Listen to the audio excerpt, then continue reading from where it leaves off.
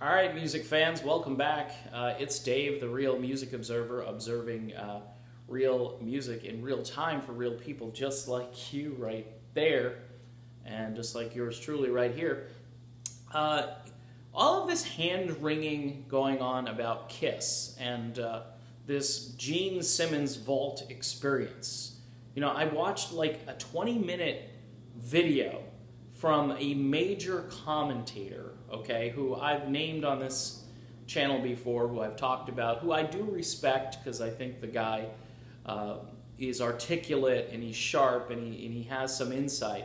But man, does he opine like endlessly about Kiss. Yeah, there are Kiss fans, and I embrace those fans. I think they're devoted to their band. But the band right now, I guess next year, I think, is when they're actually going to tour and do this so-called farewell tour. But in the meantime, Gene Simmons is running around the country, and for $2,000, I believe, for the basic vault, which is all the Kiss music and all this paraphernalia, and it's like, I'm gonna go, should I buy food or should I go out and buy this vault? There's just... I like Kiss, and if you're a Kiss fan, I think maybe this is the ultimate thing, but they have these vault experiences where, you know, like Criss will show up with Gene Simmons, or Vinnie Vincent. This was the other big thing. Vinnie Vincent finally showed up, and people were just, oh my gosh. And people are wondering, hey, where's Paul Stanley? You know, this commentary about Paul Stanley not showing up at a vault experience. Well, you know, Paul Stanley runs Kiss. Gene Simmons seems to be doing quite well on his own. Apparently, though, Paul Stanley finally showed up at a vault experience, and everything just came to a grinding halt at that point because this commentator who was going on and on, where's Paul? It's just the video was basically, where's Paul? Paul runs Kiss. He's not at the vault experience. And I'm thinking to myself a couple of things. Number one, who cares? Okay, who cares if he's there or not? Well, this shows a rift in the band Kiss, and we have to talk about this rift. Look, the whole Kiss as a brand has been a rift, okay, since, you know, the beginning where guys started leaving and new guys showed up, and, you know, it's been Paul and Gene with various other people, all right?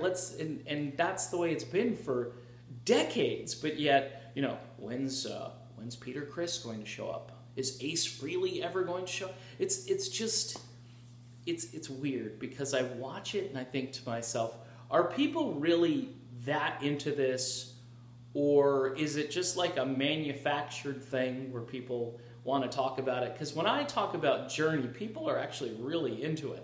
They're really interested, and they have strong opinions about, you know, Steve Perry and Arnel Pineda and all this stuff, but this is about, you know, will a guy show up at an event where they're hawking all of their wares, and where a bunch of people are showing up, by the way, at these events to see Kiss, or Gene anyway, and whoever else he's going to bring in, and maybe ask a few questions. They play a few songs on the acoustic guitar, which I think is cool, and that's that. But it's I don't know what the controversy is if Paul Stanley shows up or he doesn't show up. You know, Kiss will go on tour, they'll make a fortune, and they'll retire as multimillionaires.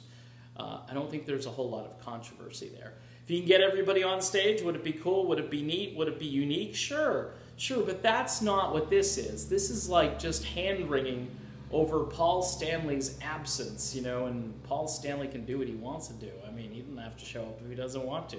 He did, and I think he probably did because of all of this corporate pressure that was put on him. You must show up. I just don't think it's that big of a deal.